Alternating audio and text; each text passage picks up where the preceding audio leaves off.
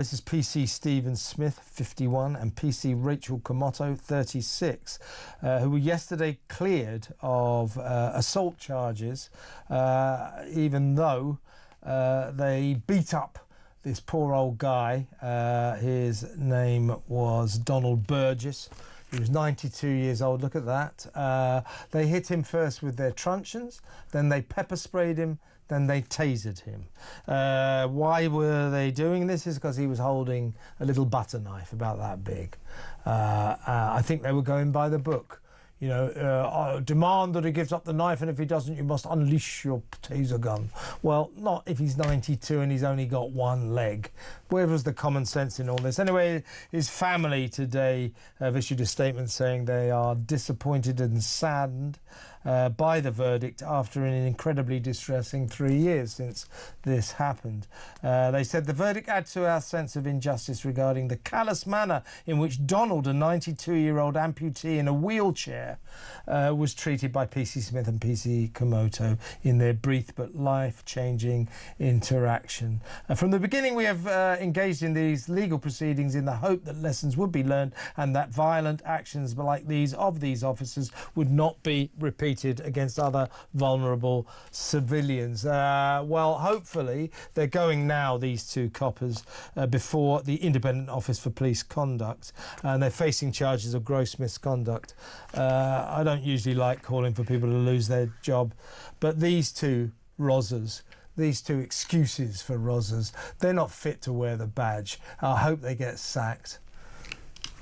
I'm afraid I also hope they do, or just put to backroom duties. I don't know how any human being, never mind a police officer, could behave in such a way. The guy was clearly confused, very, very elderly, and extremely disabled. What on earth kind of person would then, you know, say, oh, stand out the way while I get a better angle so I can taser the guy? I mean, just unbelievable, absolutely unbelievable. They took complete leave of their senses, didn't they? They really did, absolutely, they really did.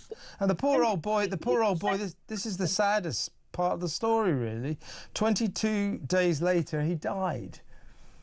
Well, I mean, I'm not surprised. You know, we don't know if the one caused the other, but that was tremendously traumatic. I don't know why he was holding the knife. It would be interesting to know what his family say about that. You know, had he just finished eating dinner? Was he feeling threatened? In a sense, it doesn't matter. It's a hole in the story, but it doesn't matter. He's stuck there in his chair. We can see how vulnerable he is, because when they're threatening him, he can't do anything. I mean, he can't get out his chair and make a run for it. You know, he's 90, whatever he is. That's what I kept saying. I mean, what were they worried about? He was going to hop away or something. And prosecutors, they said that Donald Burgess was threatening staff at the care home with a serrated cutlery knife. As I say, that is an exaggeration. It was about that. It was a butter knife, one of those things that probably wouldn't even penetrate your skin. He was telling the staff he would take pleasure in murdering them, and you know, that was really the situation. But he's 92, he's in a wheelchair, obviously maybe a little bit of a cantankerous old soul. But the way to treat this, as we discussed last night, you know, you'd have done the same as me. You could have disarmed that guy. I would have walked over to him and said, Donald, give me the damn knife and stop being so stupid. That's it. That's what those coppers should have done. That's it. And they showed themselves to be total and utter wimps, didn't they? I mean, just unmanly or unwomanly, because I think you said one of them was a woman.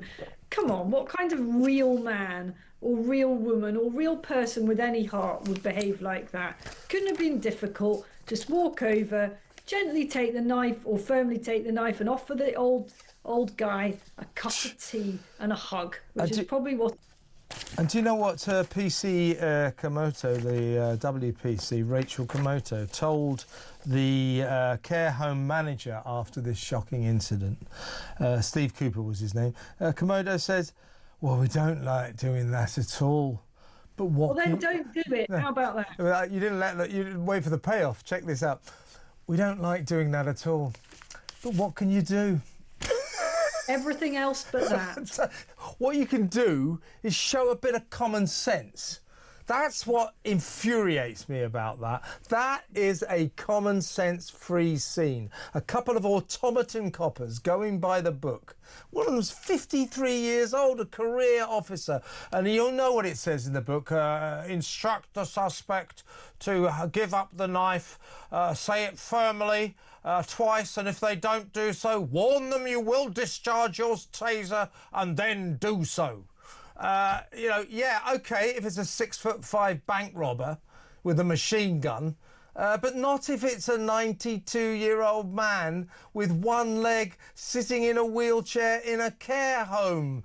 I mean, come on, come on. I say, I hate calling for people to lose their jobs, and I don't like coppers having to face double discipline, going into a court of law and then a police disciplinary committee. But in this instance, I'm prepared to make an exception, and I don't think either of those coppers are fit to wear the badge. For that decision alone, get the hell out of it. Get a job in Civvy Street, really, really. At a care home, maybe. Learn the error of your ways.